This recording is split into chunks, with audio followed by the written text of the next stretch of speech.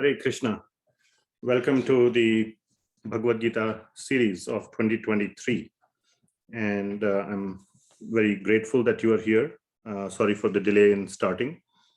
And today we will go into the most important section of Bhagavad Gita, which is the Chatur Shloki, or the 4 essential shlokas of Bhagavad Gita, which contain the entire essence of Bhagavad Gita. So that's why I sent the message. Hopefully you all saw that please try not to miss today's class. So anyway, and if you have to miss, please do watch the recording. So let us start with our Mangalacharan prayers so that we can understand these topics nicely. I will share my screen.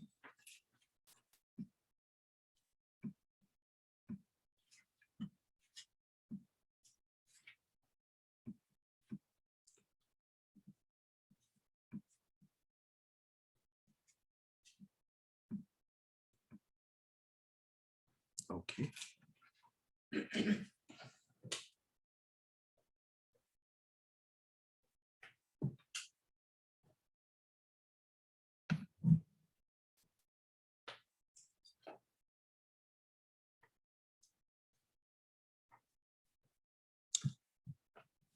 Screen sharing is visible? Yes, okay. Om Ajnanatimirandhasya Jnananjana Shalakaya Chakshurunmilitam Yena Tasmai Shri Gurave Namaha Shri Chaitanya Manobhishtam Sthapitam Yena Bhutale Swayam Rupah Kadamahyam Dadati Swapadantikam Vandeham Shri Guru Shri Yutah Padakamalam Shri Gurun Vaishnavamscha Shri Rupam Sagrajatam Sahagana Raghunathanvitam Tam Sajivam Sadvaitam Savadhutam Parijana Sahitam Krishna Chaitanya Devam Shri Radha Krishna Padan Sahagana Lalita Shri Vishakhan Vitamscha Nama Om Vishnu Padaya Krishna Preshthaya Bhutale Srimate Bhakti Vedanta Swami Niti Namine Namaste Saraswati Devi Gauravani Pracharine Nirvishesha Shunyavadi Paschatya Deshatarine He Krishna Karuna Sindho Dinabandho Jagatpate Gopesha Gopika Kanta Radha Kanta Namostute Tapta Kanchana Gaurangi Radhe Vrindavaneshwari Vrishabhanu Sute Devi Pranamami Haripriye Vanchakalpatarubhyascha Kripa Sindhubhya Evacha Patitanam Pavanebhyo Vaishnavebhyo Namo Namaha Jaya Shri Krishna Chaitanya Prabhu Nityananda Shri Advaita Gadadhara Shrivas Adi Gaura Bhakta Vrinda Hare Krishna Krishna Krishna Hare Hare Hare Rama Rama Rama Hare Hare Srila Prabhupada ki Jai. Okay, so welcome again to all of you to the Bhagavad Gita class, today's class. And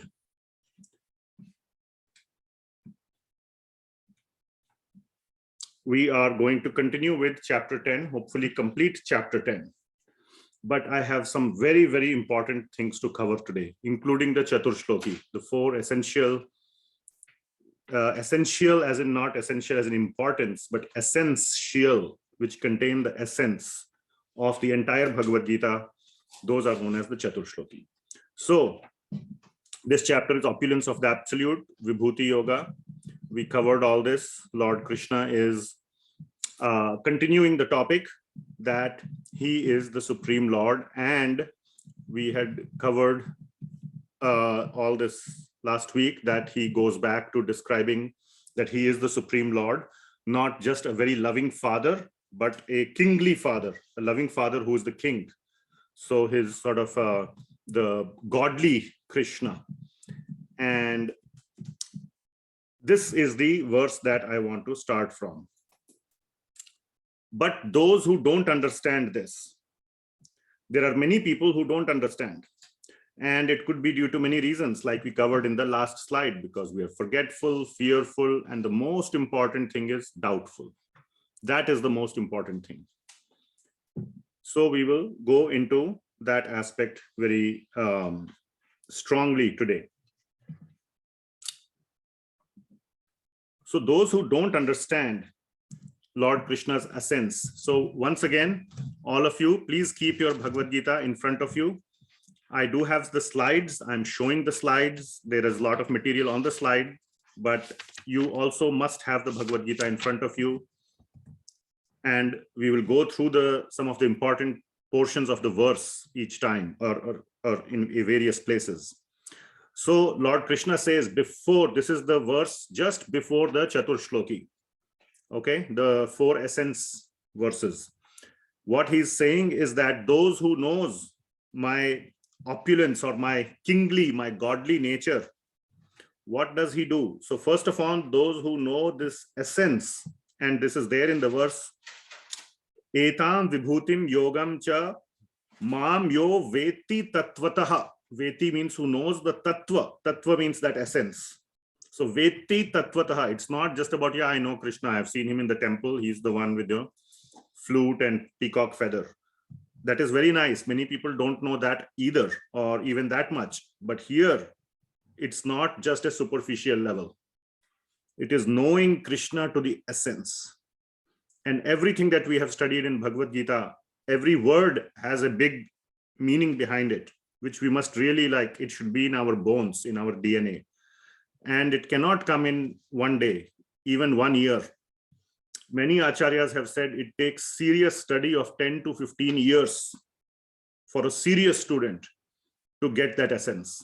So I'm just giving you some very average, very, very high level understanding of what it takes, what is the meaning of, or what is that, the depth of that essence.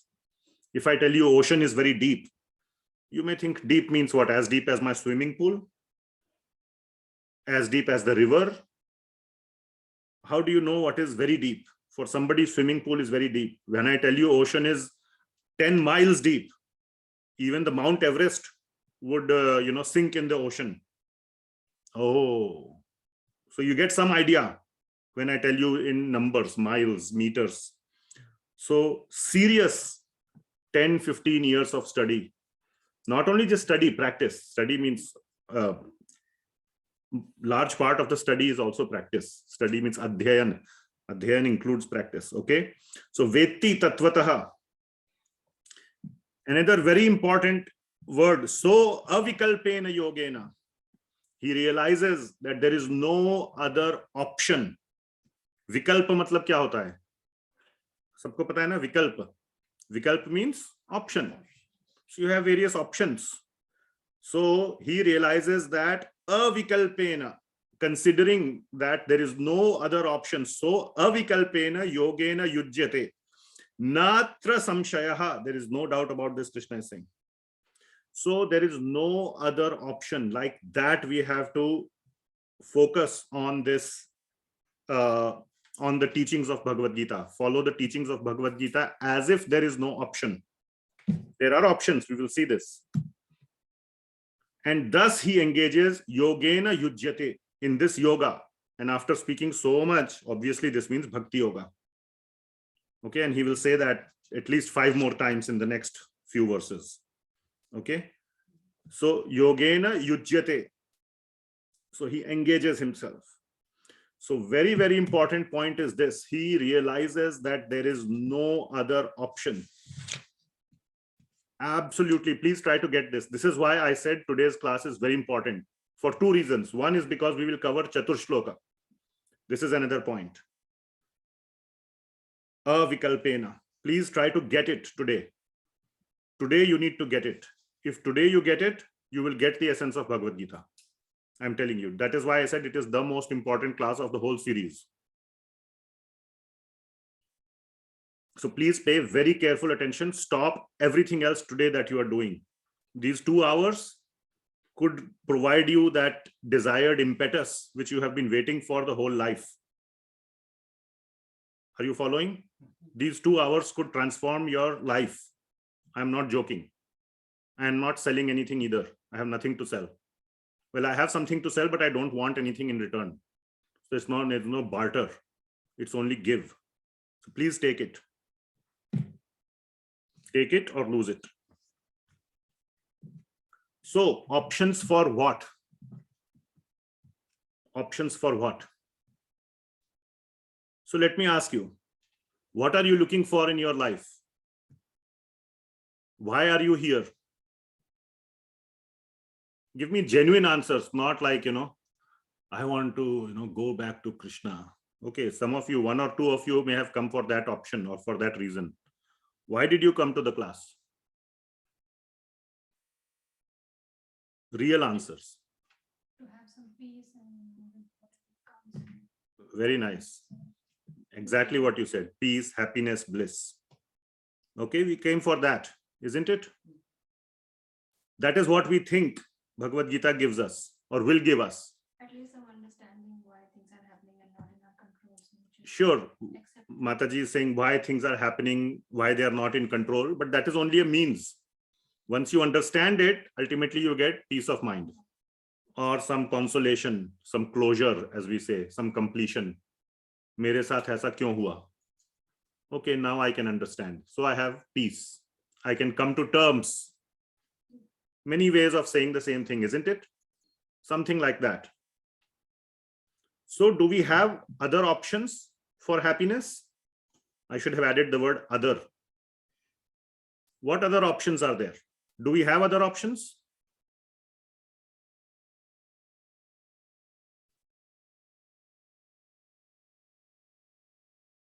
Yes, we do have other options. Money can buy a lot of things. It's not false. Money has a lot of power. Lot of power. Okay. 80% of the people's problems in life is about money, property. But if you are like, as they say, filthy rich, even if somebody steals $1 million, it's change for some people. Money can solve problems, isn't it? Then relationships. What do you care for? Even the richest man may care for relationships, things that cannot be purchased with money. The remaining 20%. Okay, you may have good relationships, you may be very rich, but when you walk on the street, people spit on you. Your near and dear ones love you, but what about people in general? Recognition, that is. So these are the three main things. Relationships, money, and recognition. Recognition or some respect in society or among people. And then other things, knowledge, then, and everything else that you put there can be purchased with any of the previous three. Okay. In some cases, even beauty can be purchased. Many of the film actors go and do some cosmetic surgery or this or that. That's not permanent. That's not permanent. Yeah. So none of this is permanent. Even what to speak about cosmetic surgeries, any of this permanent, what I have written here? I haven't shown her the slides, but she kind of knows. So all these are options for this life on this planet, isn't it? These are our options. So many people, and that is why it is said it is very hard for the very richest people to study Bhagavad Gita. Why? Because they don't need another option. They have an option, a very good enough option. So for many people, it is just an option. Bhagavad Gita, it is a cheap option. They are not billionaires, as we say, filthy rich, or they may not have the great circle of very, very loving friends and family, whatever. Okay, let's turn to Bhagavad Gita. Sasta or tikau. We are looking for some option, but please see that these are all options for this life on this planet. Right? But many people have these options. That is not the point, that most of us don't have those options, but options exist. If you want happiness, bliss, peace, options do exist. So Bhagavad Gita becomes just an option. Yes, it is a cheaper option, but it's just an option.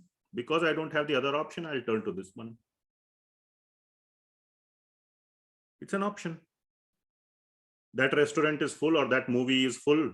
No seats left. Let's go to the movie on the next one, next door. Chalo. Then even more happiness. Then there is Svarga, happiness of Svarga, isn't it? So I'll fast forward. Extremely long life, hundreds of thousands of years, extremely opulent, no problem of beauty, Everyone is super beautiful. Everyone is very smart, very intelligent, very strong, perfect relationships, almost. There also, there are some stories of problems. No diseases. Is this good enough? Of course, this is awesome, I would say. Compared to earth standards, this is like, any amount of money will not purchase this. Still limited until your good karma. So that is why so many people are attracted to the Vedas. 90% of the Veda portions in the Vedas are focused on getting you to Svarga. And many people do all these things, astrology and various other pujas, or, to become well, to do this, wear various kinds of jewels on this stone, this, that, all these things. There is some reality to that if done properly by a knowledgeable Pandit. So what will happen? You go to Svarga. Great. All this. How many of you would like to live for 100,000 years? No disease, perfect relationships, beauty, strength, everything. This is awesome. So what's the problem? So how many people really want, actually really want something more? Please look in your heart. It's not a theoretical question. Yes, you can say, yes, I have read 9 chapters of Bhagavad Gita. Obviously, Krishna is higher. Svarga is lower. Yes, I want Krishna. It's lip service. In your heart, it's not lip service to me. I will not get affected whether you want to go to Krishna or not. Do you really want to go? And you need to be clear why. Why not Svarga? Isn't it a good enough option?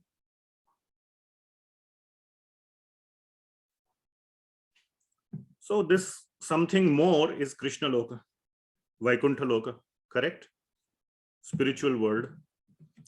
And my assertion is that it takes a lot to realize that Svarga also is ultimately undesirable.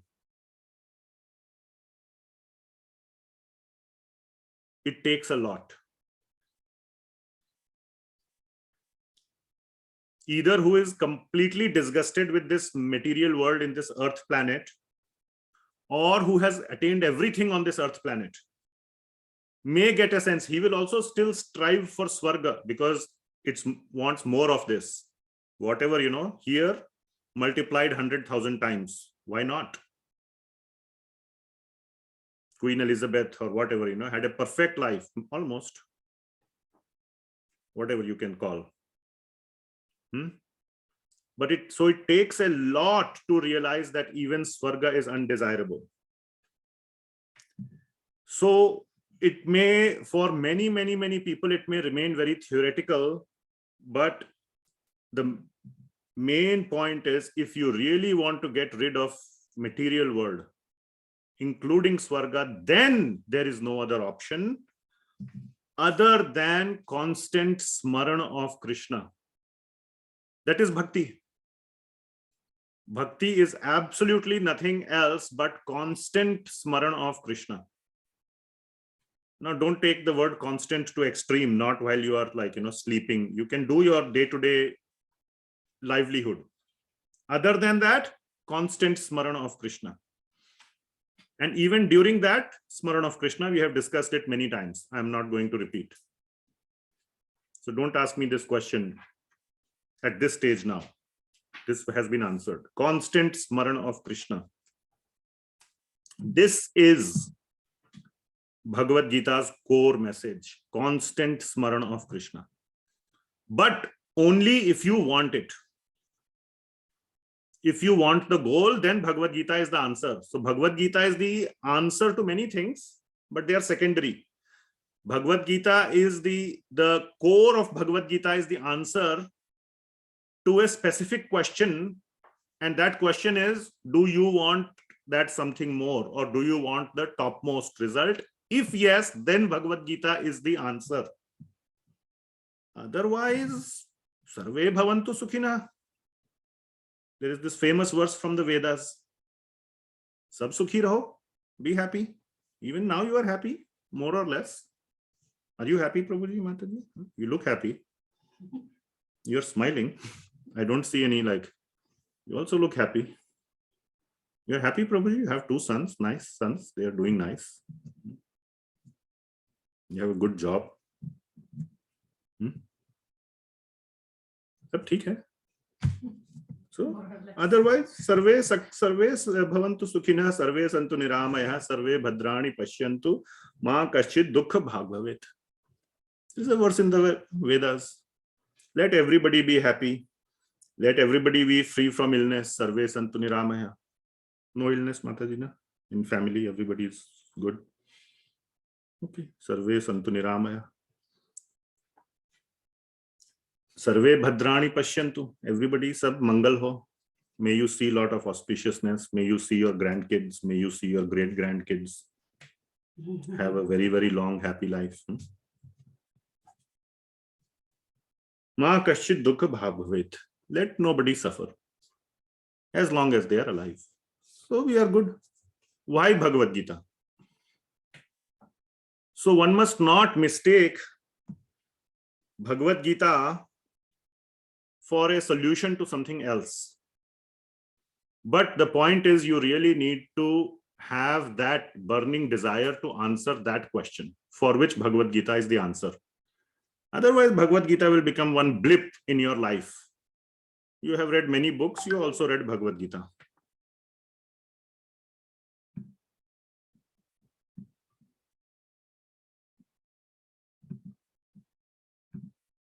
Are you following? Are you with me? So what is the main problem? So this is a summary of what we discussed so far.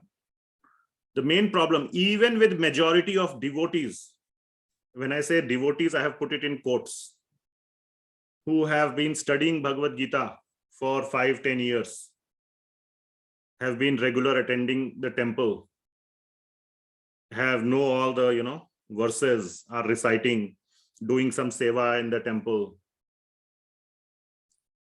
All this. What is the problem? The problem is, so let me kind of give you a vivid description, that this Krishna consciousness, what we call Krishna consciousness or Krishna bhakti, is a great option. It may be even the best option. I'm very attached to it. Yes, every Sunday I go to temple, every day, doing, arti puja in the home, offering prasad and all the bhoga and everything. But somewhere or the other, in reality, in their heart, it is for a good life on this planet. What are some of the good things? Great talks. Put on a lecture, oh, this Prabhuji speaks nicely, that's Prabhuji speaks nicely. Some kind of intellectual stimulation. Some people get stimulated by listening to Richard Feynman. Some people get stimulated by listening to Bhagavad Gita. But it's kind of similar, philosophy, physics, whatever. Same kind of stimulation. Nice prasadam, sattvic goodness prasadam, no meat, nothing, vegetarian, very nicely cooked. Nice kirtan, very nice and kind friends, compassionate, sweet spoken friends, connected to my culture. My kids are getting a exposure to the culture. All those things everything is nice and good. But all of this is from here, from this planet. It just becomes yet another option, just a way of life among many other possible ways of life. Look at your other friends who have absolutely nothing to do with God. They are also having a good life. You are having a good life. Have a nice social circle, everything. Even among devotees. Now, many of you may not kind of resonate with this because you are not regularly have been like a devotee, or when we say ISKCON devotee, so to say. So it may not resonate, but for those who are that, it resonates to them at least. So it is based, this option of Krishna consciousness is basically based on goodness, piety, and spirituality. But yet, even in this option, many people, if you truly look in your heart, you're really looking for material benefits in this current life on this planet. I will be peaceful, I will be happy, I'm eating sattvic food. Maybe next life it will all manifest. I'll get a maybe better next life, some better human next life. That will be the maximum outcome out of this. Sattvic, goodness, not rajasic, not tamasic, sattvic.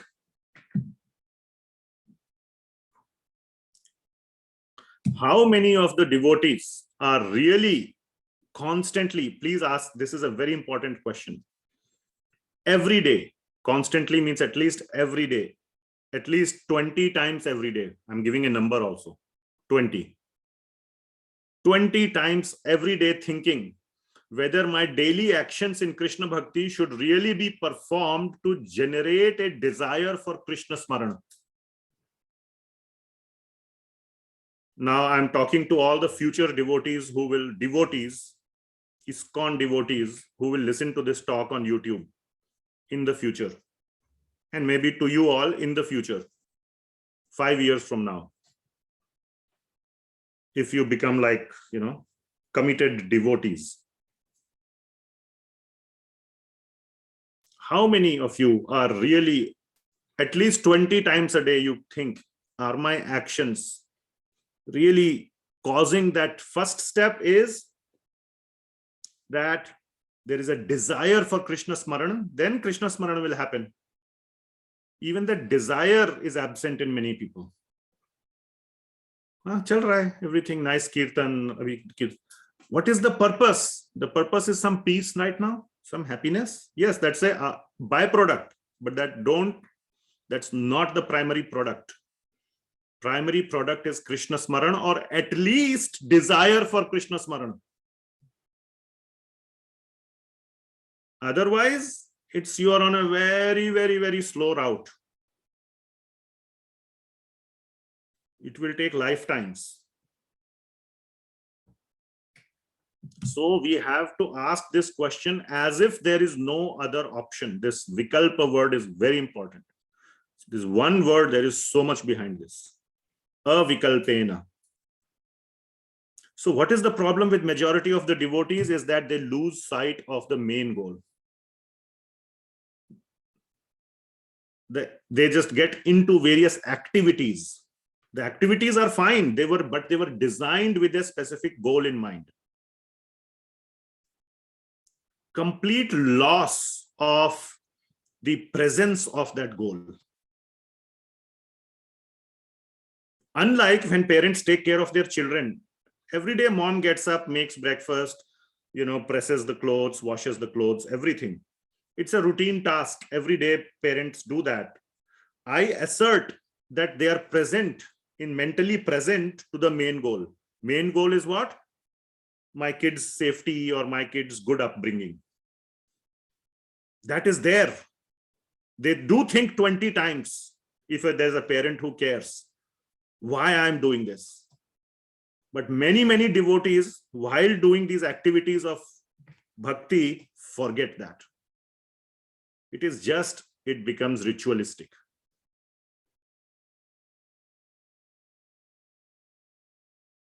And the only goal, not even the main goal, the only goal is Krishna smarana. And it begins with the desire for Krishna smarana. If desire itself is not there, how will anything else happen? Any action, any result happens, starts with a desire, isn't it? Any action that you do, not that happens to you. A car accident may happen without your desire, but anything that you do happens out of desire. First thing is desire. So if you want to go to Krishna Loka, the desire has to be there for Krishna smarana, otherwise no point. Okay, so this, please keep in mind that the purpose of Bhagavad Gita is to generate that desire.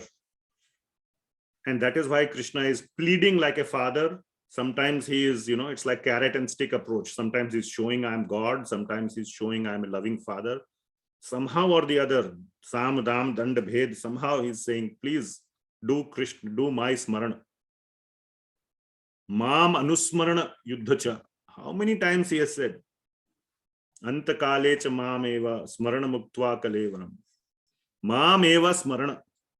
Mam anusmarana. पागल हो जाएगा आदमी बोलते बोलते, कितनी बार बोलेगा भाई? इतनी मोटी बुद्धि होनी है घुसने के लिए. समझ में आ रहा है? Okay, so that is how we should live our life. All right, so please listen to this portion, and this portion you must be very, very careful, and it should be front and center of your mind always, for everybody who is serious in Krishna consciousness or in Krishna bhakti. So that is one point, main point of today. So I have covered one main point of today. Now we come to the other main point of today, which is the Chatur Sloka, the 4 essential verses of Bhagavad Gita. So the essence of Bhagavad Gita is captured in these 4 verses. Is it going to be any different than what I told just now? Can't be. That was the most important point. How will the essence of the verses be any different? So it is highly connected. So let us see what these 4 verses are: 10.8, 9, 10, and 11. Clear? So this is the second most important, not second most, but the other among the 2. I'm not ranking 1 and 2. That was very important, and this is the other very important discussion for today. So first verse, 10.8. Okay, ready? So first Krishna says, who is he? Now in 4 verses, he's summarizing the essence of Bhagavad Gita. So he doesn't have, too much room, too much explanation. All the explanation has already happened. This is the summary. I am God. Very clearly, I am God. How many ways are there to say I am God? Huh? How many ways are there? Are there like 20 ways to say I am God? No, there's just one way. I am God. Isn't it? God means what? Everything. If you start saying God is this, if you give a long list, that means everything that is not in the list. God is not that. Huh? That makes God limited. He is limited to this list. So you cannot have a list for God. God means everything. Anything, if you make a list, is a problem. Then you are limiting God. A list is limiting. Unless it is an infinite list which you cannot make. Okay, so the best way to say is I am God. And that is exactly what Krishna is saying in half of a verse, 1/4 of verse. Aham sarvasya prabhavo. Okay. So aham sarvasya prabhavo means I am in everything. Or without me, nothing can exist. I am sustaining everything. Remember 7.7, Sutre Manigana Iva, like the thread is supporting the necklace. Without thread, can there be a necklace? No. Even though it may be invisible, that is the one that is supporting the whole necklace. Okay. So aham sarvasya prabhavo, mattah sarvam pravartate. Everything is coming from me.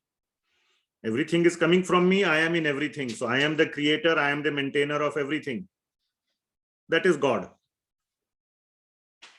Now he is talking about us. So one line, he's done. I am God. Who is he? That is covered. Half a verse, it has been covered.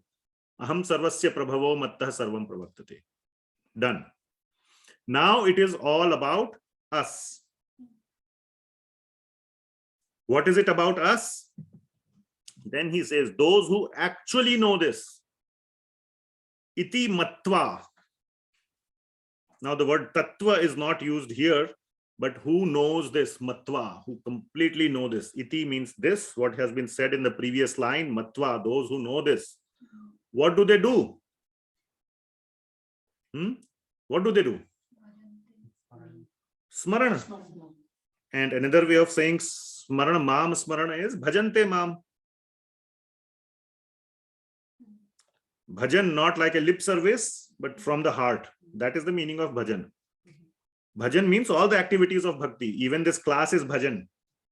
If you are seriously listening to this class, are you doing bhajan? Yes. All that is called bhajan. Direct activity of bhakti is bhajan. You can call it either the Navadha Bhakti, the 9 ways. The technical term also is Swarupa Siddha Bhakti. Direct activities. Someday we will cover it in our Saturday classes, which are the deeper versions. Now we have started even deeper version on Fridays. That is even more deep than Saturday. Okay. So those who know this, iti matva bhajante mam. In what mood? Krishna is just adding the clarification. Bhava samanvitaha. Bhav ke saath. ऊपर से नहीं, झंडा हिलाते हुए नहीं.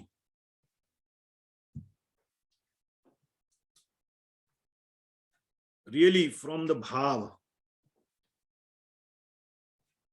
Bhav samanvitaha. Bhav samanvitaha matlab bhara hua hai. It is full. It has been like, bhav is like, Hindi में बोलते हैं कूट कूट के भर दिया है मन में, अपने हृदय में.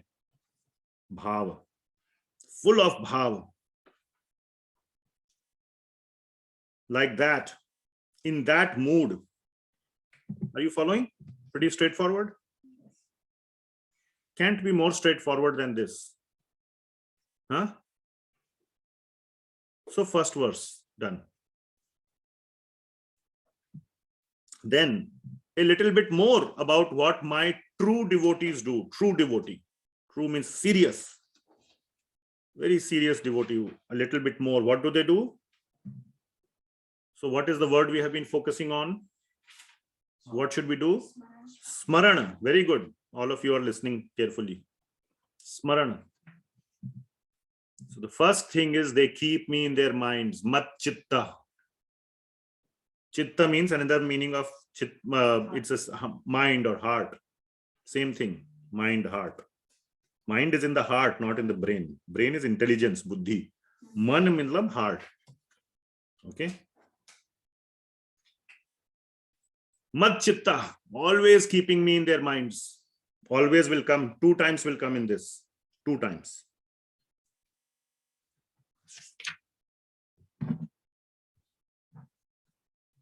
One time actually. Another verse it will come 2 times. So mad chitta, always keeping me in their mind. Considering me to be the destination of their lives. Not for peace.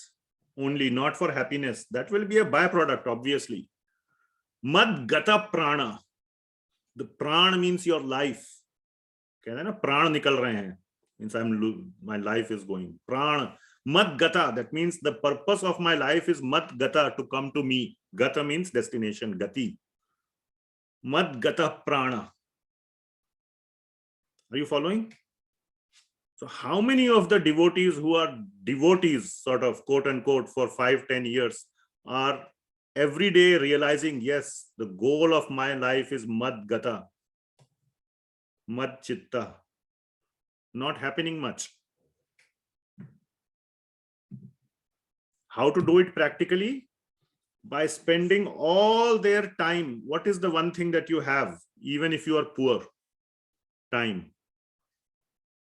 All their time talking about me with each other. That is how you remember Krishna.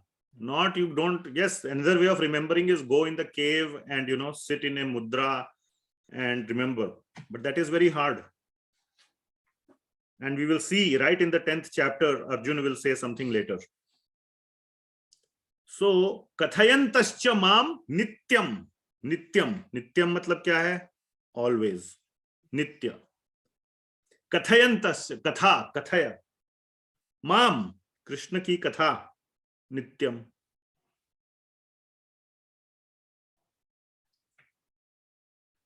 And how they are doing kathan, I have reversed it, kathayantascha mam nityam, before that, and all, bodhayantah parasparam, between paraspar, between each other.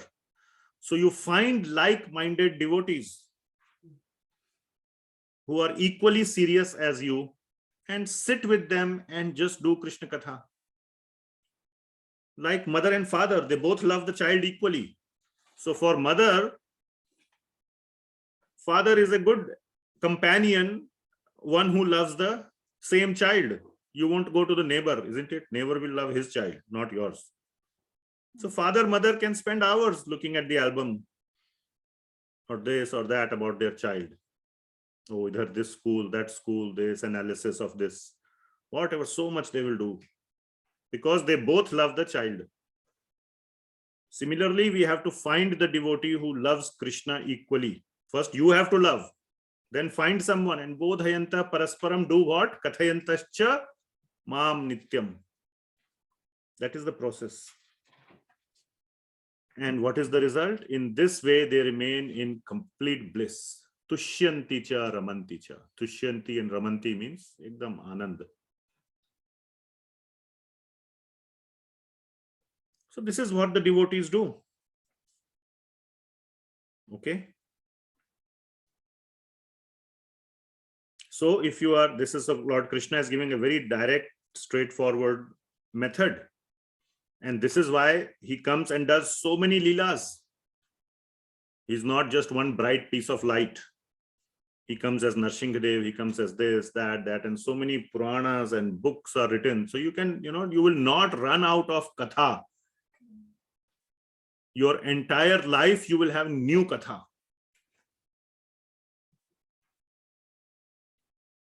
You will never be bored. Sometimes you go to Netflix or whatever. Oh, I watched this one, I watched this one, I watched everything you have watched. You could bacha hi nahi dekhne ko. That will not happen with Krishna Katha. Are you following? So this is the essence. This is what devotees do. So what is the best way to do Kathayantascha mam nityam in bodhayantah parasparam? Who can tell? Engage with other devotees and share. Yes, but what is the best specific way? Shyamlila Mataji, you know the answer?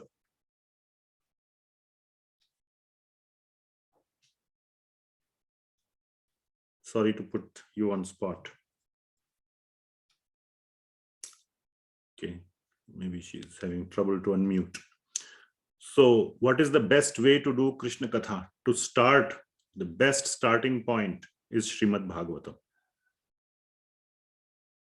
Serious study of Srimad Bhagavatam. Study and relishment of Srimad Bhagavatam. Hearing, reading, studying and relishing.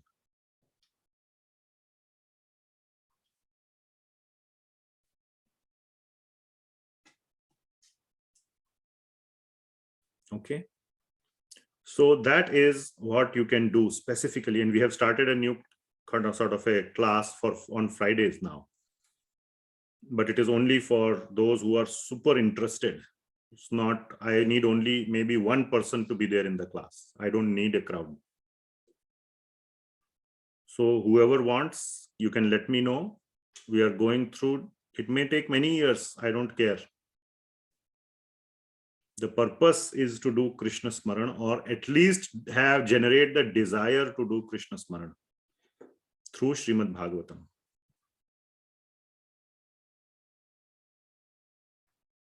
So that is very, very direct way, as mentioned by all acharyas, even Krishna himself in the Srimad Bhagavatam itself.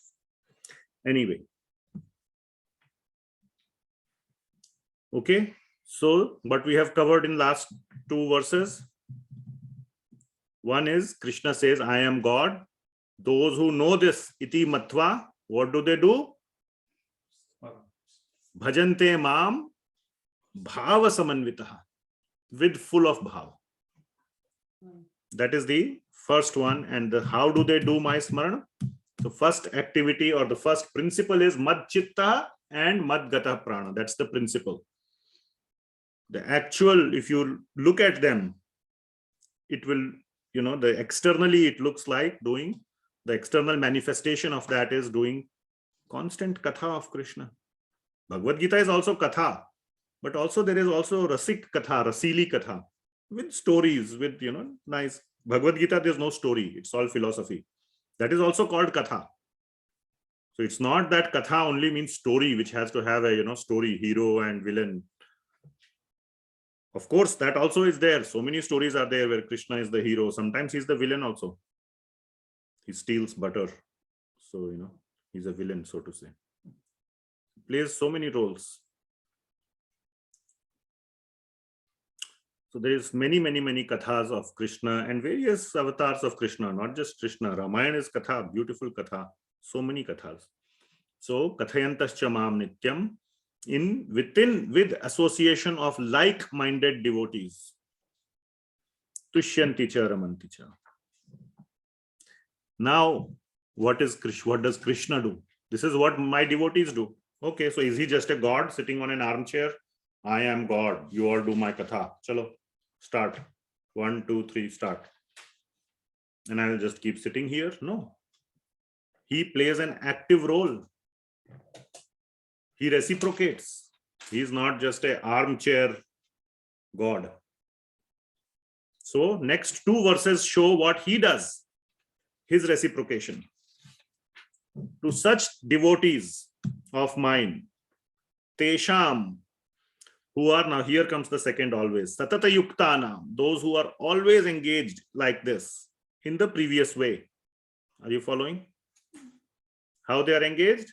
Kathayantascha mam nityam, bodhayanta parasparam. Those who are engaged in that way, to such devotees of mine, who are always, again Krishna is saying, bhajatam pir priti purvakam, same thing as bhava samanvitaha. So who are doing my bhajan in this very loving, sweet, loving way. Dadami buddhi yogam tam, unko main buddhi deta hu. I give the intelligence to them. Yena mam upayanti te, because ultimately we have to go to Krishna. Mad gata prana. That is the ultimate aim. To do Krishna smarana and then to go to Krishna. So he gives the intelligence how to go. You do not have, there is no talent required. There is a prerequisite. I did not want to put the word no prerequisite required. Prerequisite is definitely required. What is the prerequisite? The strong desire for smarana. That prerequisite is there. But no talent. Talent matlab buddhi. Arey main to buddhu. Oh, I am very illiterate. Who cares? Or not who cares? People may care. Krishna doesn't care. Krishna doesn't care. He will give the intelligence. Even if you don't have it, doesn't matter. What you only need to have is that strong desire. So no talent requires, because talent comes from Krishna. He is saying here, Dadami, I give. Buddhi yogam tam, by which they can come to me. और क्या चाहिए?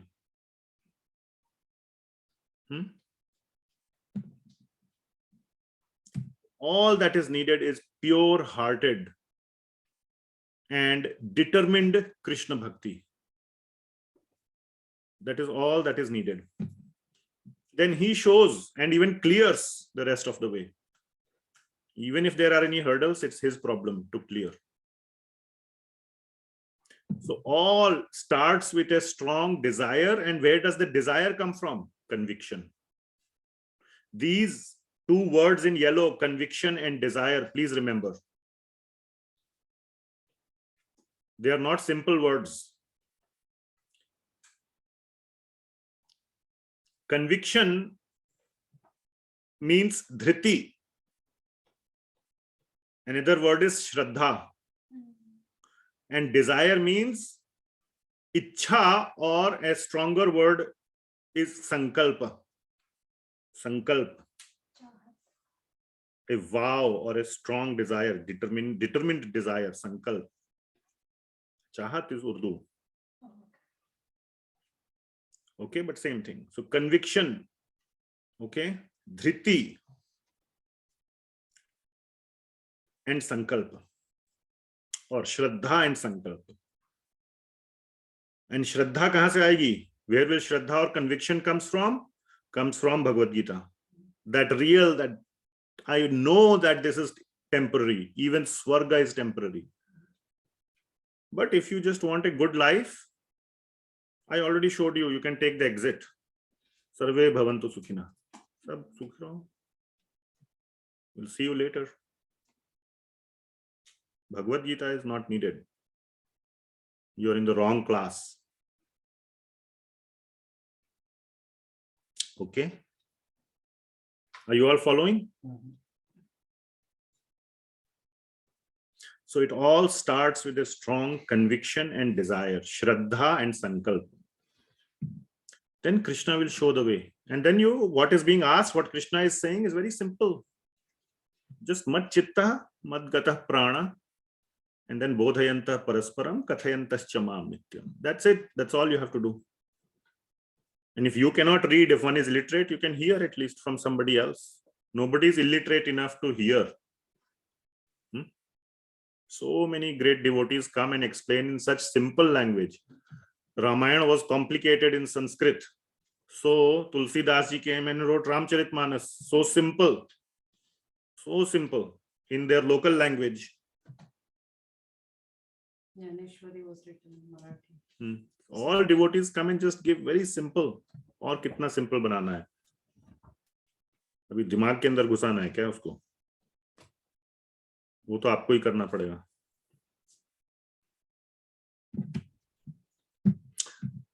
Krishna goes more. Last verse, 10.11. He goes another step. He says, I do realize that our Krishna bhakti can never be as much as the pure devotee. Even if he has given all the katha, everything he has given, he has even given us buddhi yogam, dadami buddhi yogam. But we are like so, कहते हैं ना कुत्ते की दुम. The dog's tail is so twisted, nothing can make it straight. So what he's saying is that even with the intelligence he gave, we don't know how to utilize it properly sometimes. So he's going a step further and he's saying that he shows his special kindness or mercy to his triple S devotees. Who are the triple S? We will just cover. To his, it means sincere, serious, and steady. So to his very strong or very determined, with shraddha and with sankalpa, and who are following the process, what he's saying? Tesham, to such people who are very strong, bhajatam satara yuktanam bhajatam priti purvakam, who are doing that very sincerely, who are doing that. Tesham eva anukampartham. Anukampa kya hota hai? Mercy, kindness. Even if you don't deserve, you get. That is known as anukampa. Artham means for the purpose of showing them special mercy. Chalo bhai, theek hai. बुद्धि भी दे दी, अभी वो भी नहीं समझ में आ रहा है. Even if you cannot understand with the intelligence I gave you, now I will actually come and clean up your heart.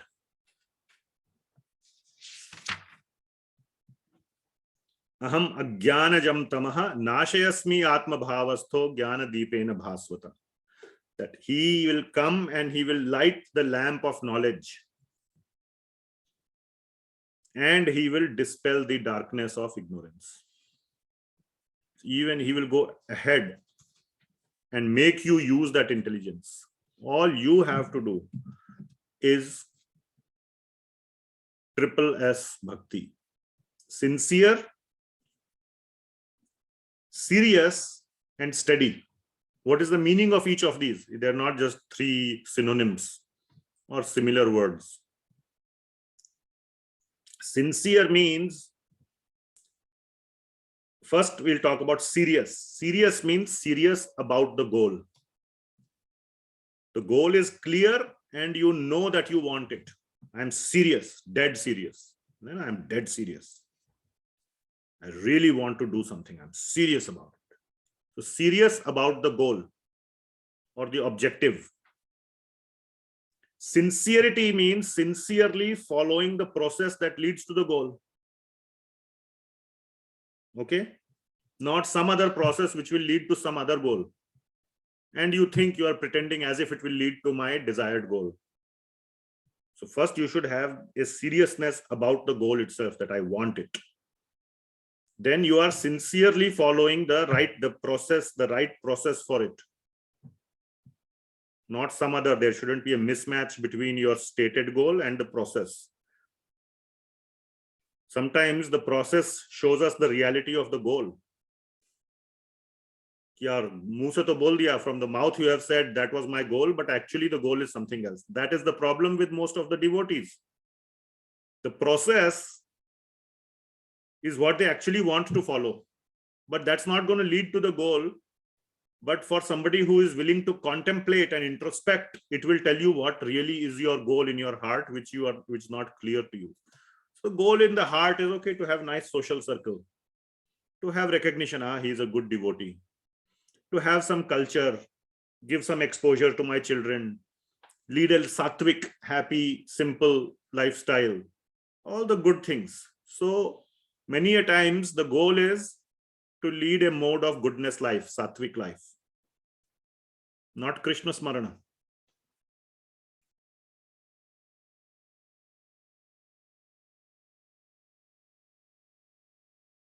So please think. There could be a huge disconnect between serious and sincere. You have to be sincere about the goal about which you are serious, not sincere about something else and serious or pretending to be serious about something else. And steady is clear, means consistent. Not like New Year resolution. For 3 days you are, after Jan 4th, you are gone. So steady. Are you clear about this? Triple S. That is the meaning of triple S. So first you have to know what is the topmost goal or what are the other goals. If you want to attain Svarga, fine, go for it. Only problem is you are in the wrong class. That's the only problem. I have no problem. If you want to attain Svarga, great. Send me a check from there. A few $1 billion.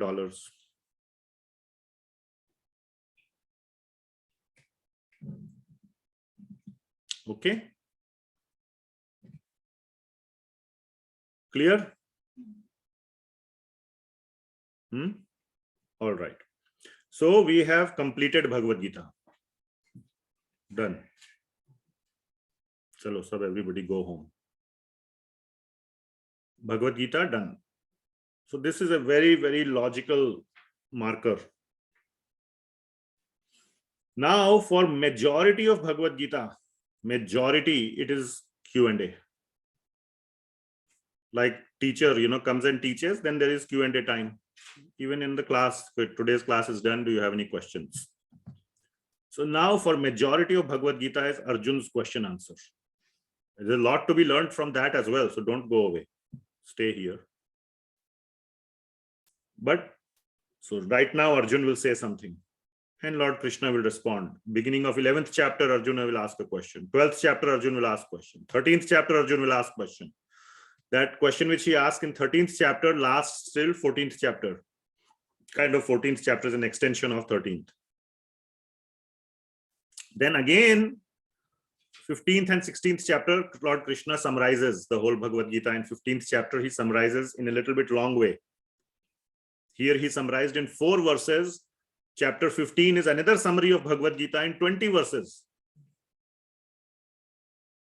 And chapter 16 is a continuation of that. Then 17th chapter, he again asks a question. 18th chapter, he again asks a question. And then Bhagavad Gita ends. So like this, it will keep going on till 18th chapter. All right. So now I'm stopping here and asking anybody has questions. Otherwise, we do have like almost 1 hour left. We can finish chapter 10 today. But this is a very, very big logical milestone that we have covered, which is Lord Krishna ending sort of his main explanation of Bhakti Yoga with the summary of Chatur Shloki. So I will be quiet now and see if there are any questions. Take 1 minute. You can raise your hand in Zoom, or in the room, you can raise your hand and see if there are any questions. If everything is very clear, then great, no problem. We can keep going. You don't have to ask a question for the sake of asking.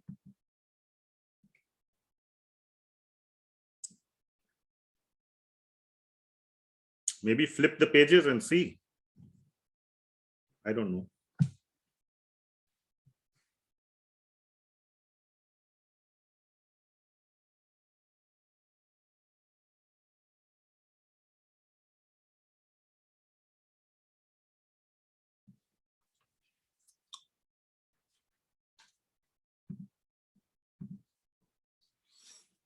Okay, we will continue forward. There will be another chance to ask questions in the end.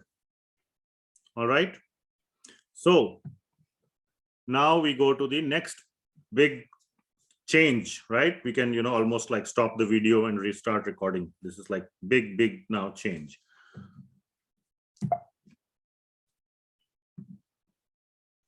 So next point. Now Arjuna speaks 7 verses. Okay. These are divided into 2 parts, 4 plus 3. First, he confirms, or it's like a 1-to-1 class. Student-teacher ratio is 1:1. Okay.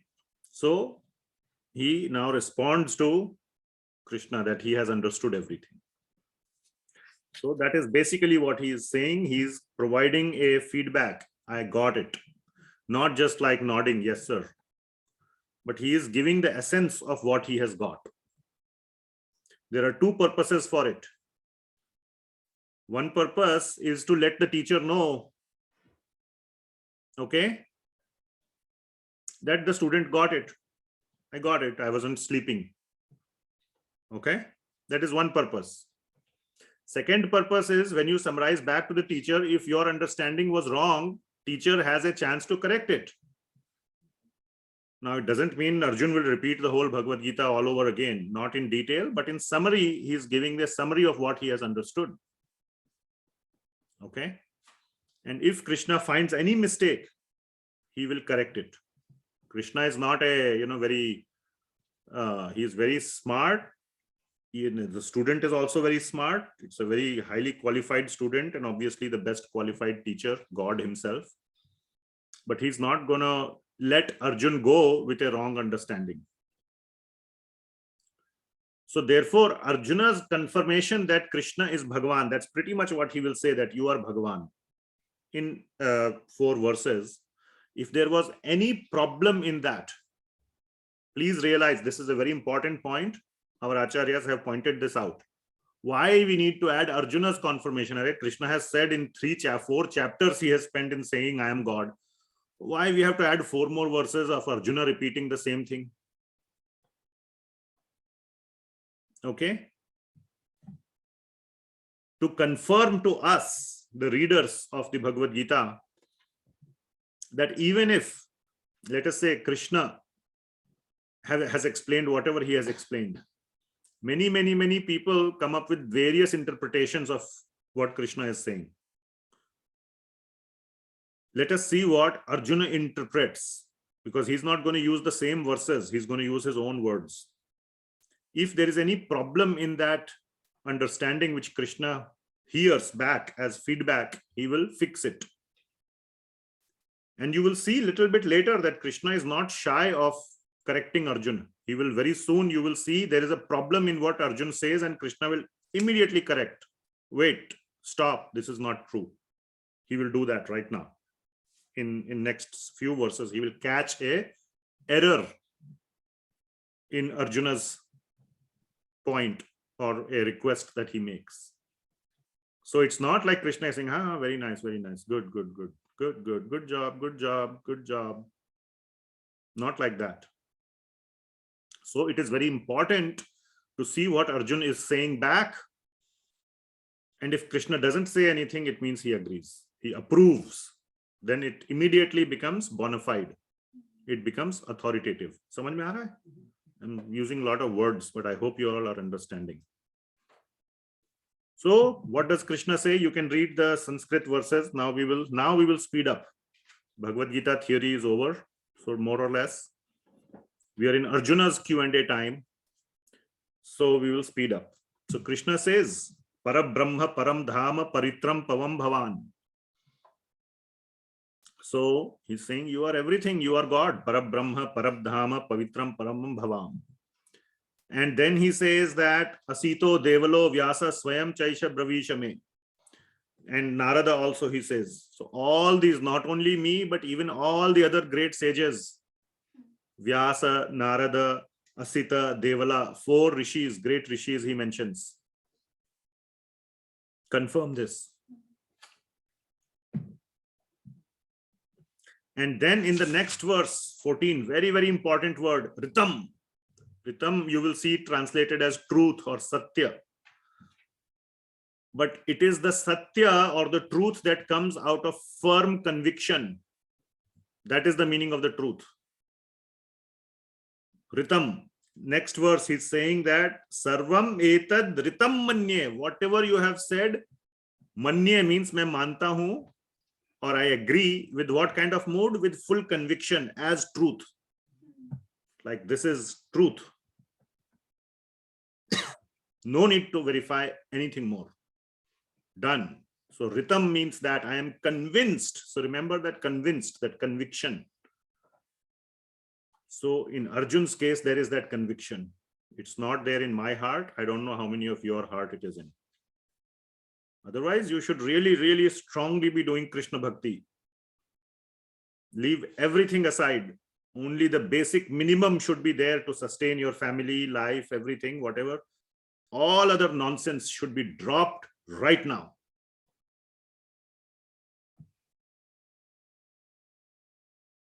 Like you would drop everything if you figured out you or your loved one has some, stage 3 cancer. All nonsense you will drop right then and you'll focus on that one goal, how to get it fixed. Isn't it? You drop everything that is unnecessary. You don't stop eating. Okay. You still pay your bills, whatever electricity bill you pay, right?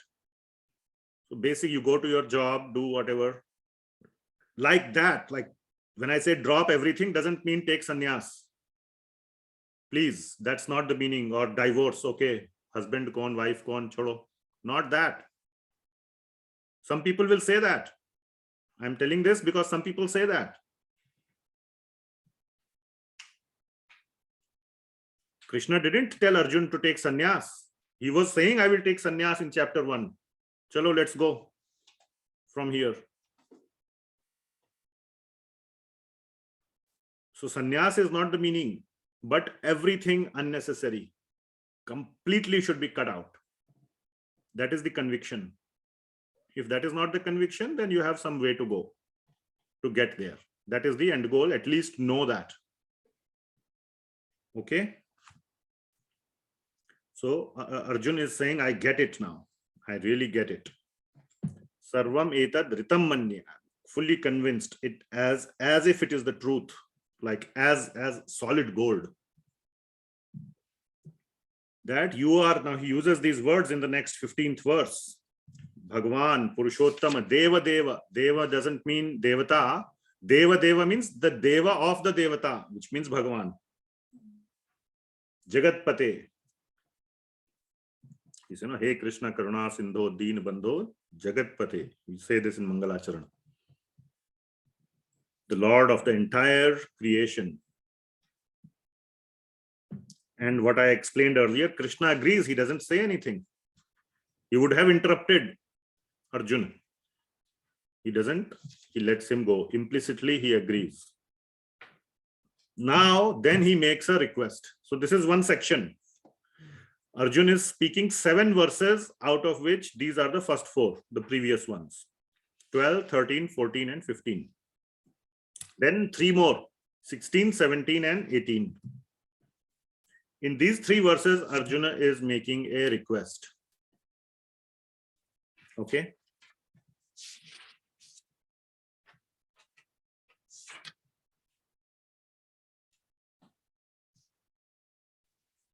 What is the request he is saying? Please tell me, Vaktum arhasi asheshena, all about. Shesha means what? What is shesh? What is remaining? No, remaining. No. What is finished? Shesh matlab khatam ho gaya. It is the reach the finish line. It has ended. Then we say, okay, what is left after everything is over? What is left? But shesha means to finish. Asheshena, without ending, unlimited. So keep going, he's saying. Please tell me all about asheshena. Divyahi atma vibhutayaha, about all your vibhutis. Vibhuti means all your opulences, all your greatness. So now he knows that Krishna is God, but now he wants to see the greatness of Krishna. Okay? So it's not just a request, it has 2 reasons. Please pay very careful attention. There is a lot to learn. We just skip sometimes when we read Bhagavad Gita. Oh, this is Arjun's. We just want to listen what Krishna is saying. It's very, very important to listen what Arjun is also saying. There's so much to learn. So there is a deeper reason, and Arjun is very clearly going to say the reason why he is asking, show me all your vibhutis. So what is the first reason?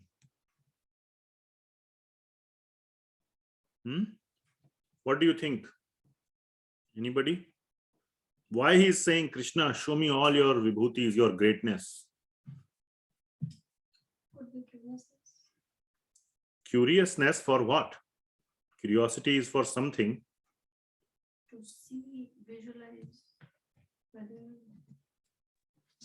I mean, he accepted. Okay, those are the, but stay on Arjuna. Yeah, I mean, he accepted, but he just want to see whether he can. So you're forgetting the main point. To kind of continue with his bhakti, you know, to Ve- honor to God, right? Very nice. So that he can continue his bhakti in different ways. And he says that in the 17th verse. So that I can always remember you in different ways. In many different ways. Read the verse. Katham vidyam aham yogims tvam sada parichintayan. Tvams. What does tvam mean?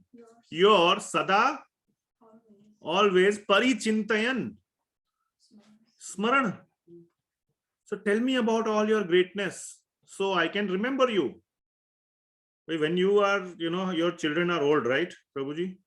Have you clicked a lot of photos of your child in their childhood, or only one photo? How many? Memory. It's like building Thousands a and memory. thousands. Thousands and thousands, they are saying. They have very, you know, older kids. Like not like toddlers, older. So thousands of photos. Why thousands, Prabhuji? Same child, no? One is enough, na? 1000 का क्या करोगे? Build memory. फिर memory से क्या होगा? What will happen? To remember them. To remember them, because you love them, you remember them. So 1000, even 1000 is enough. You wish you had 10,000. Yeah. Keshu keshu cha bhaveshu. Different, many ways. So show me so much. Asheshena. Don't stop.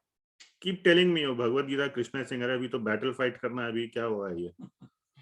We are not on a photo shoot.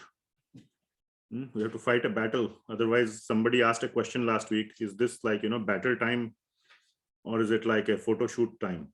Abhi to ye Arjun is like on a joyride. So do you follow the point, even though I'm making it humorous? My God. So that tvam sada parichintayan, very, very important point. So basically, the point is Arjuna actually gets it. He's making the right request. He gets it. But if you think about it, this reason sounds like a process. Okay, tell me about your various memories so that I can remember you. Okay. Now you have, you are well-to-do. You had the money to click thousands of photos.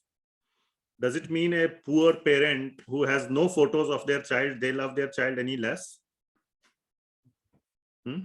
Or only a parent who has thousands of photos of their child can be called, oh, you are loving parent? He is not loving. He don't have any photo. Is that a valid statement? No, it is not. So what is the deeper point? What is the deeper reason or why Arjuna is asking for this request? So there is an even deeper reason. The deepest reason is that Arjuna is saying, I love you, Krishna.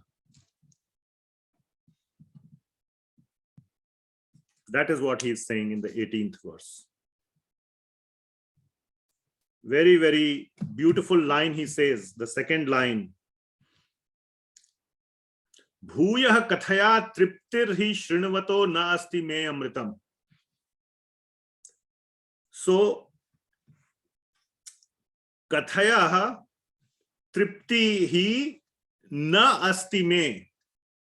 If you connect the Sanskrit and Hindi, this katha, all these opulences or vibhutis are also kathas. You will see right in the very next slide, we will see 82 vibhutis are there. Just the name is there. Behind each of them, there is a whole story. These are just like the book titles, so to say. This is like a library catalog. The remaining 10th chapter is like a catalog of a library.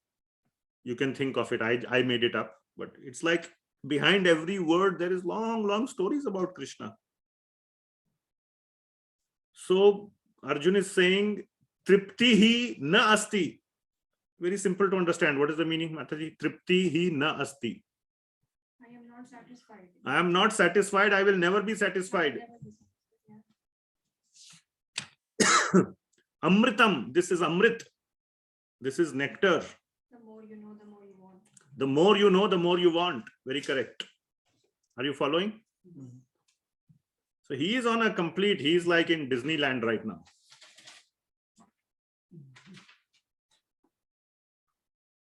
So again he says, so first he says Asheshena.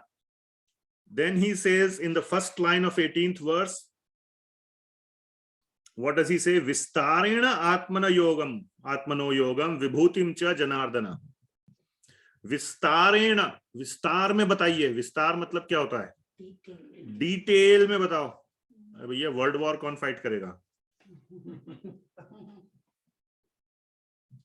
But that is not the point.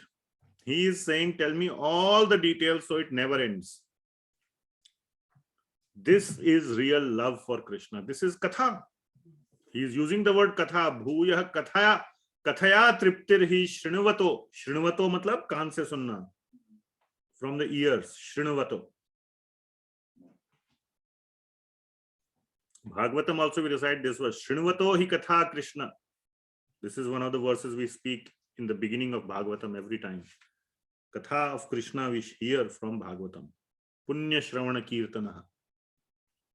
That is also Kirtana, hearing Bhagavat. So, this is real love for Krishna. Always relishing, like you relish looking at your memories of your children's pictures. Because you love them. We don't love Krishna, so Bhagavat Katha mein, so gaya. Then prasadam time. Okay, Bhagavad Katha is done. Now prasad. Then you wake up. Okay. In ISKCON, we have a Going to sleep prayer and then waking up prayer. Going to sleep prayer is Narayanam Namaskrityam Naram Chaiva Narottamam Devim Saraswatim Vyasam Tado Jaya Mudirayet. So Bhagavatam Katha starts with this prayer. So that is sleeping time. Waking up time is Mahaprasade Govinde.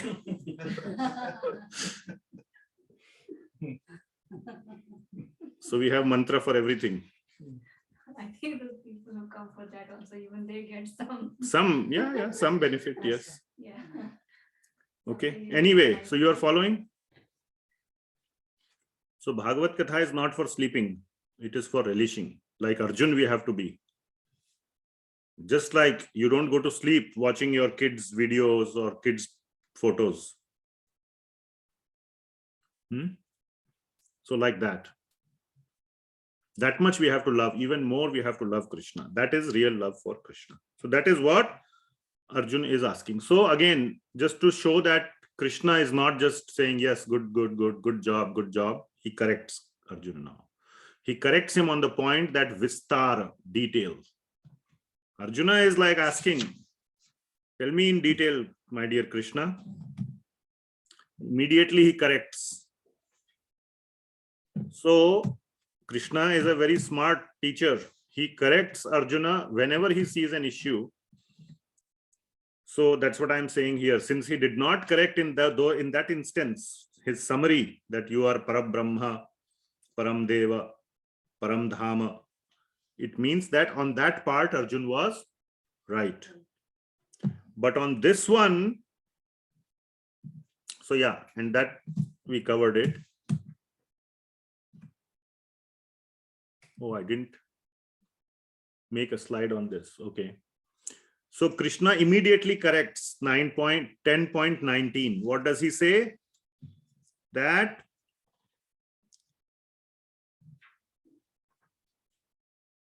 Hantate kathayishyami divyahi atma vibhutayah pradhan yataha kurushrestha nastyanto vistarasya me. That I will tell you my katha, no problem. Kathayashyami me. I will tell you my katha, but pradhanyataha, only pradhan. Pradhan matlab the main ones. Na asti anto vistarasya me. Vistar ka to koi ant hi nahi hai. There is no end to the details because Krishna is unlimited. Like I told you, if you have to start listing down, that list will be infinite. And we are finite. Our brain is finite. Our life is finite. If Krishna starts telling the details, that is end of story. It will never finish.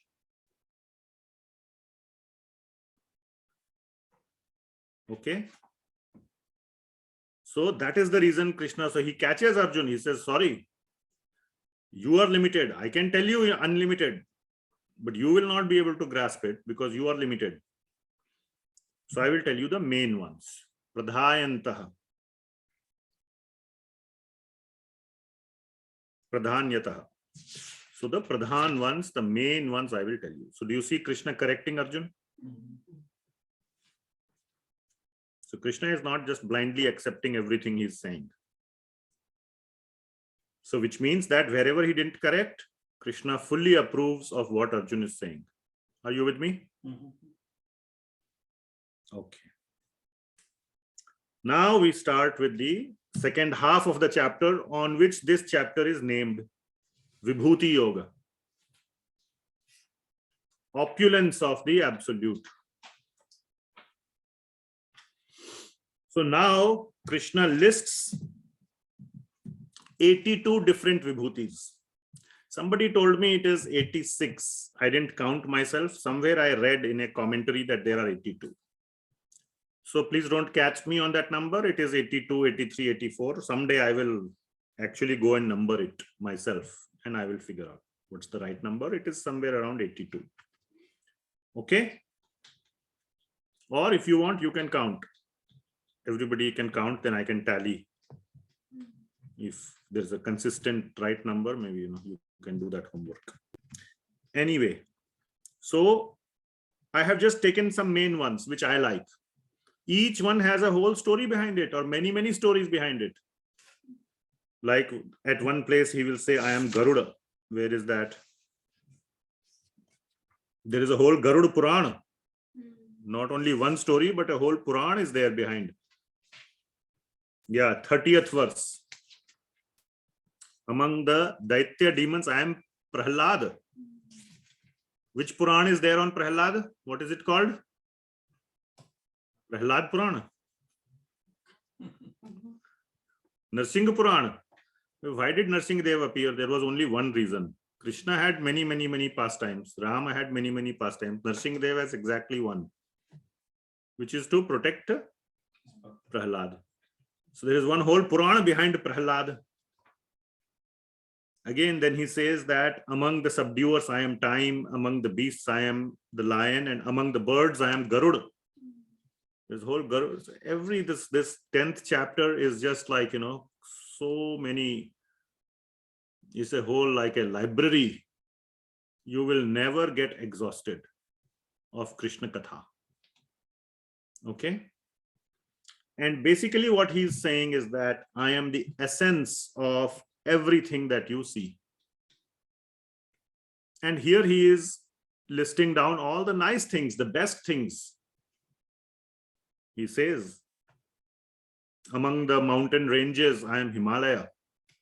Of course, there are other mountain ranges also. Does it mean Krishna is not in Rocky Mountains? No. But Himalayas are the greatest mountains. So one of the reasons, remember, Arjuna asked is, how can I remember you always? So whenever you see anything nice, you appreciate, right? Wow, nature, we see nature. Everybody is fond of traveling, isn't it? After retirement, what will you do? 90% people say, oh, I will travel. I will buy a, what do you call? Piche kya lagate hain? RV, trailer. Bas, I will go national parks. America has the best national parks. Whole system is designed so that you can travel and enjoy nature. Has America made those big things? Yellowstone, mein all the things have been made by government. No, all they have made is a road. Grand Tetons, all those wonderful things. Mount Rainier, Crater Lake, everything has been created by Krishna. So whenever we see these things, anything that we appreciate, anything beautiful that we appreciate, we should see Krishna's hand in it. Whether material or spiritual. Garuda is spiritual. Garuda is not material. It is the Vahan of Lord Vishnu. So Garuda is anything material or spiritual. Anything we appreciate, we should know that it is Krishna's creation. So you remember Krishna that way. The whole purpose is Krishna smarana. So all this material world. So what Krishna is saying, no need to close your eyes. Why do sannyasis go in a cave and close their eyes? So that they are not attracted by, distracted by material. No, Krishna is saying, as long as you see me in everything, you don't have to go and sit in a cave and close your eyes. You can do Krishna smarana. Of course, you can do it over there in a cave with closed eyes, but you can do it with open eyes also in a national park. But very strong Krishna smarana should be there. For that, there need to be a strong conviction, dhritti or dharana or shraddha, and a strong desire, ichha or sankalpa. Then you can do Krishna Katha anywhere. You can sit and do Krishna Katha in Yellowstone. You can do Krishna Katha in Portland. You can do Krishna Katha in Jhumri Talaiya also if you want. Wherever. Anywhere you can do Krishna Katha. And whatever nice thing you see, if you are a complete Krishna smarana person, you will see Krishna's hand in it. And you will be happy. That is the meaning of Bhagavad Gita.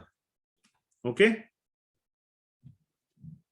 So, now, I am not going to go into all of these 82 opulences. Take 4 minutes or maybe 3 minutes and go through these verses, 20 verses. Read the translations only, 20 to 39. 3 minutes is enough to read 20 translations. Just read and we will quickly discuss them. And then we will finish the chapter. Chalo bhai, 3 minutes.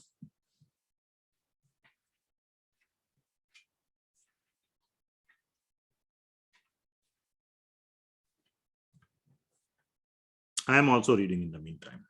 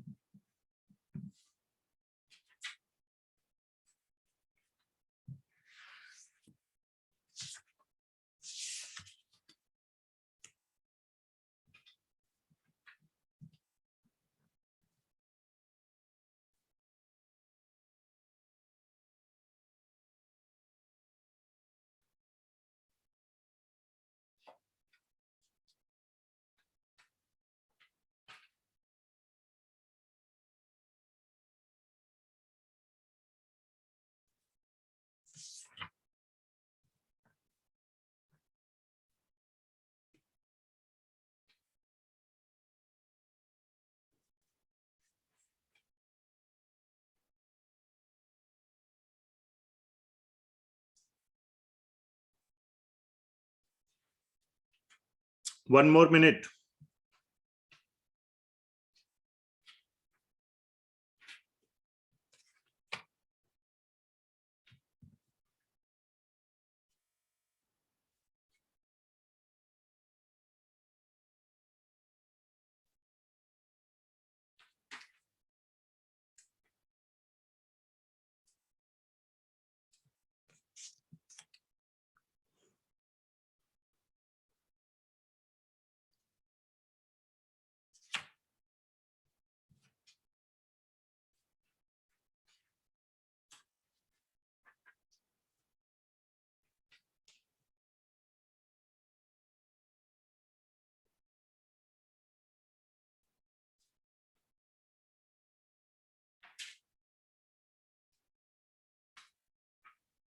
Done?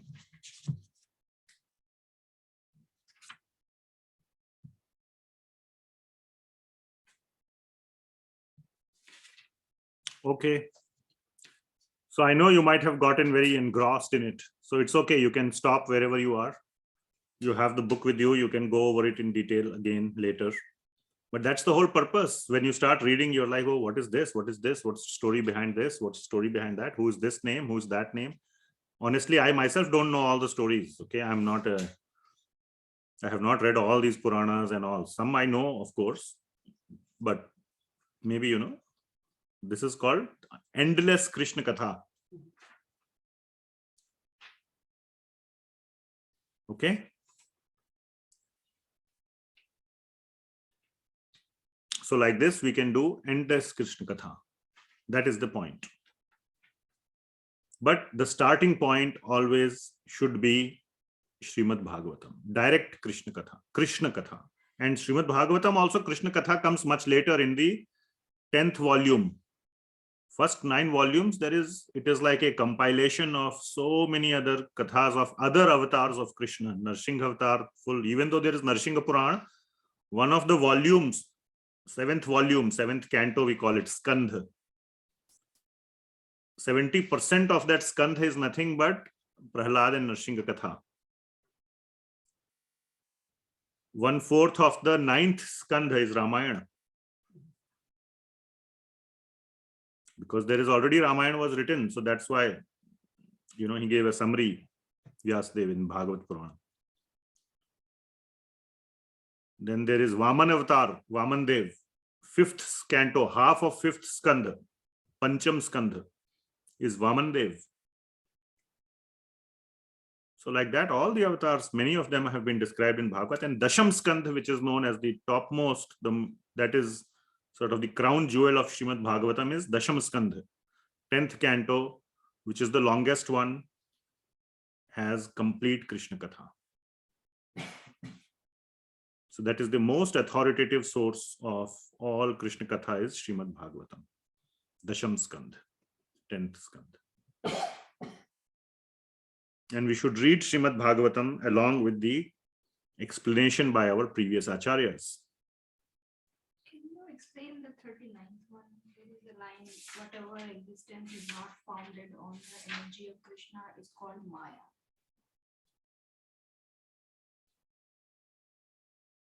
Okay, I will come to that.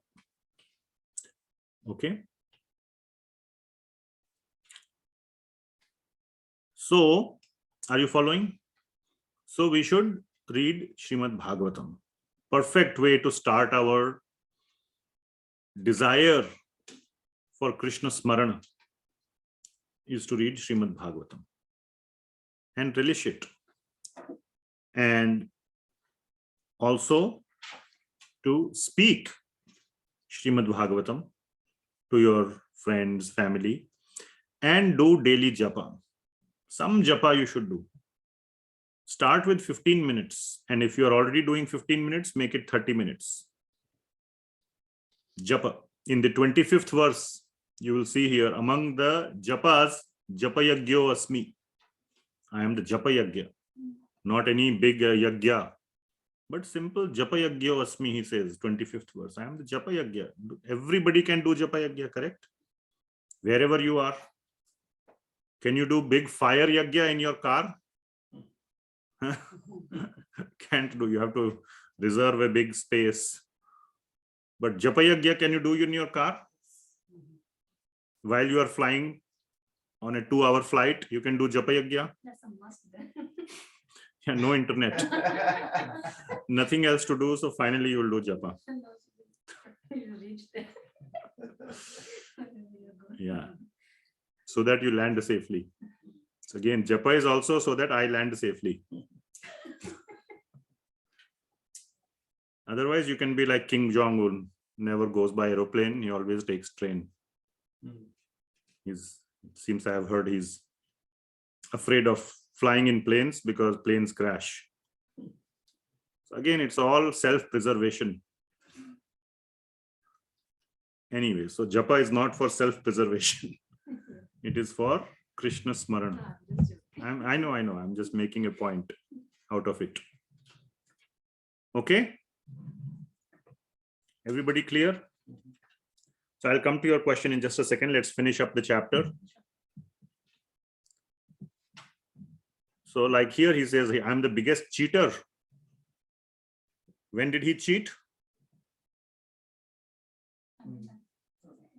To kill Drona. To kill Dronacharya. Very nice point. Or Bhishma. Bhishma actually he only told. He went and asked how to subdue you. He said, Shikhandi and, that Amba, Ambalika and all that. He narrated the history. Anyway, where else did Krishna cheat somebody? He's like turned out to be the bigger cheater massively.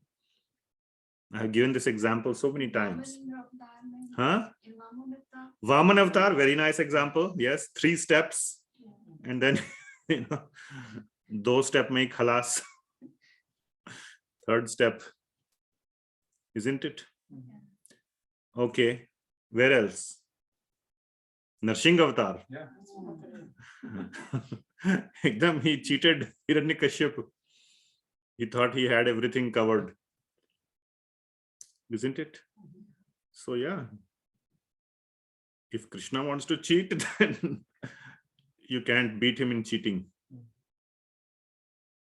Anyway, so the final point is, the conclusion is that what Krishna again reiterates in the 40th verse, na anto asti mama divyanam vibhutinam parantapa. Na anto asya, koi ant nahi hai. There is no ending. Mama divyanam, all my supreme or great vibhutinam, of all my vibhutis, of my greatness, there is no ending. Okay.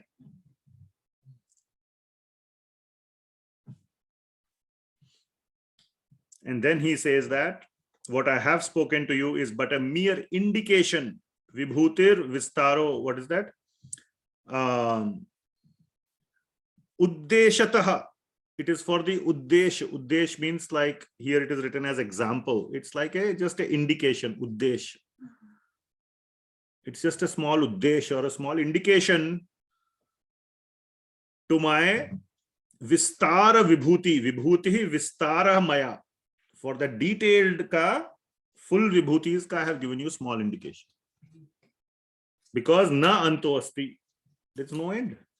So what what you read in the last few minutes is just a small indication. But then he says that even all my opulences, first of all, this is a small indication. My opulences are infinite, but those opulences are also a tiny fraction of me. So how great is Krishna?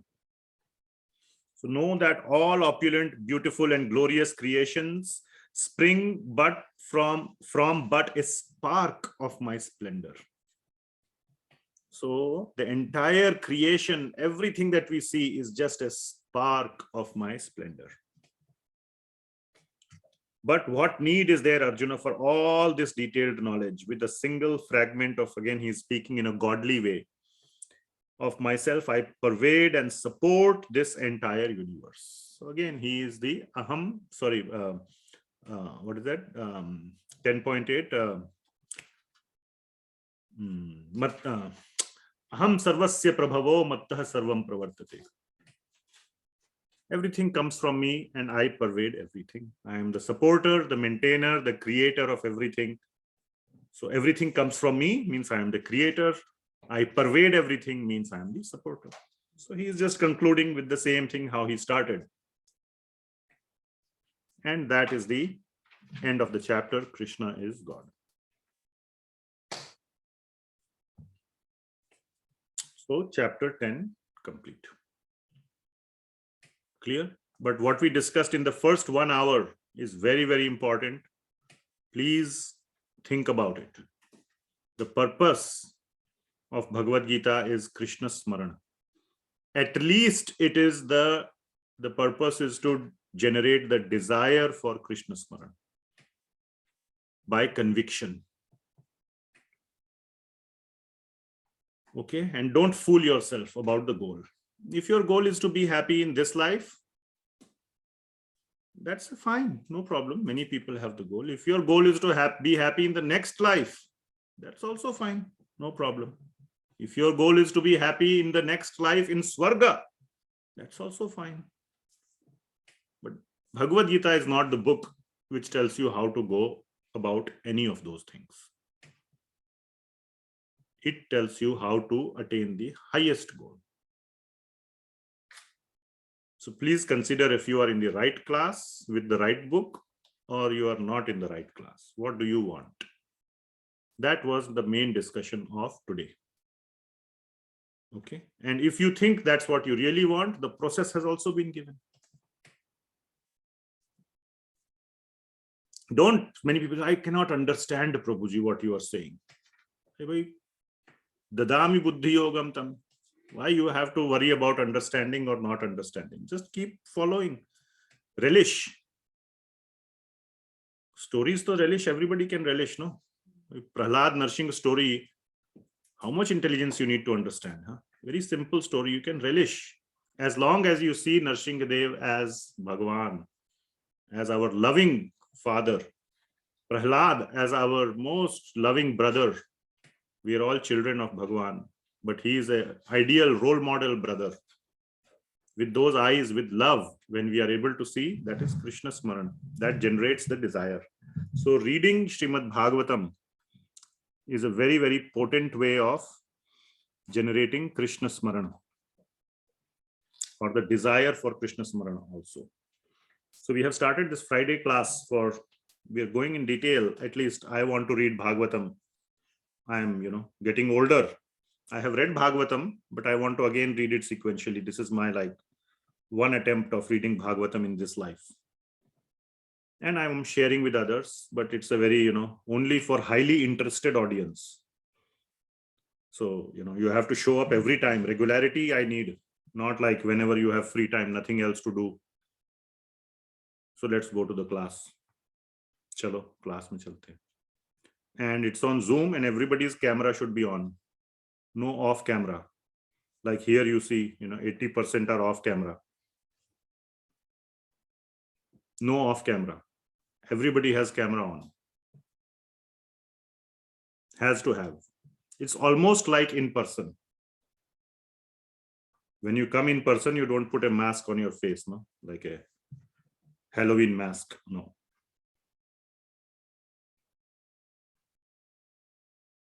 So seriousness. 2 serious devotees is more than enough. Okay, so now we will stop. Any questions? We have 5-10 minutes for questions. So you had one question. So what is basically being said is that even Maya is coming from Krishna. In 7.14, Lord Krishna says that Maya is from Krishna. But that Maya, what is being said here, whatever existence is not founded on that energy of Krishna is called Maya, that which is not. But what the point is that by looking at Maya, it is very hard to remember Krishna. So it is the flip side. Maya is also coming from Krishna, but it is that energy of Krishna which makes us forget Krishna. It is also coming from Krishna. Great devotees can see Maya as coming from Krishna. We find it very hard. So therefore it is advised you go to Tirth Yatra to Vrindavan, Mathura, Ayodhya. Does anybody say go to Las Vegas to do Tirth Yatra? Well, you can. If you send Narad Muni to Las Vegas, he can do perfect Tirth Yatra. But when you go to Las Vegas, you will see all the posters and this and that, and then, Krishna Smaran to gaya out of the window.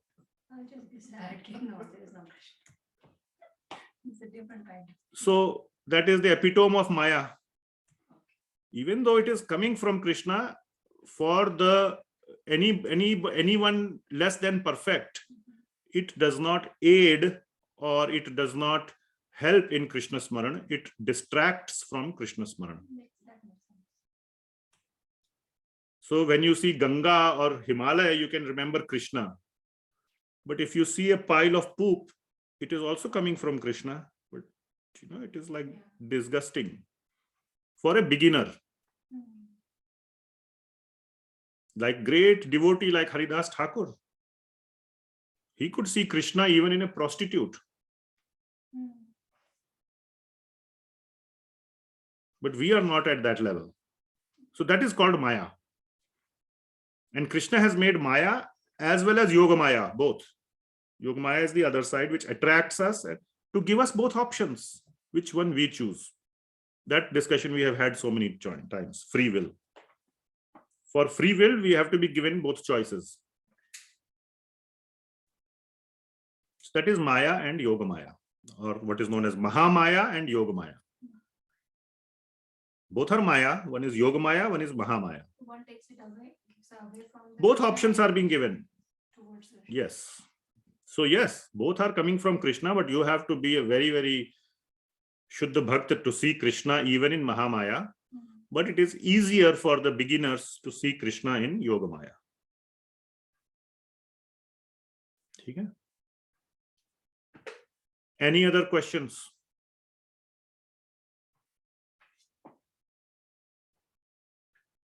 Okay, so we can actually end on time today, 7:00. Okay, we'll wait for 15 more seconds to see if there are any questions. Otherwise, we have completed 10th chapter. Now we will speed up, like you saw today. We completed 10th chapter today.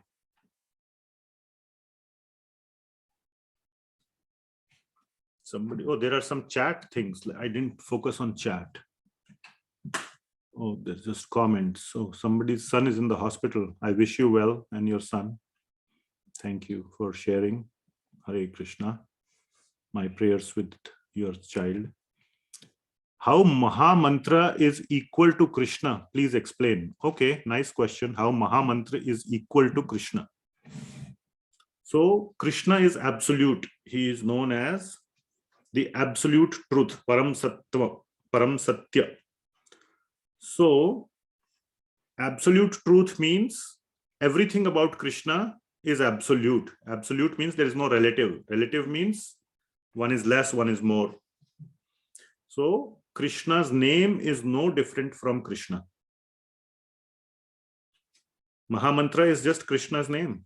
Krishna, Rama, and Hare are all referring to the same person or the energy of that person, Krishna. And there is no difference between the name of Krishna and Krishna. There is a difference in the name and the actual thing about something material. There is a big difference. When a person passes away, just taking the name of the person doesn't satisfy the other one. Or if your child wants to go to Disneyland, you say, beta, you do japa of Disneyland, Disneyland, Disneyland, Disneyland, Disneyland. Will it satisfy the child? No, it will actually increase the dissatisfaction. But Krishna Nama is such that if you take the name of Krishna with Priti Purvakam, with that bhava in your heart, then that means that you are then and there, you are associating with Krishna. Krishna's name and Krishna are no different from each other. This is a very deep concept. This is known as Nama Tattva. Sometime we will discuss Nama Tattva later. But that is the summary answer or short answer to that question. I hope you got it.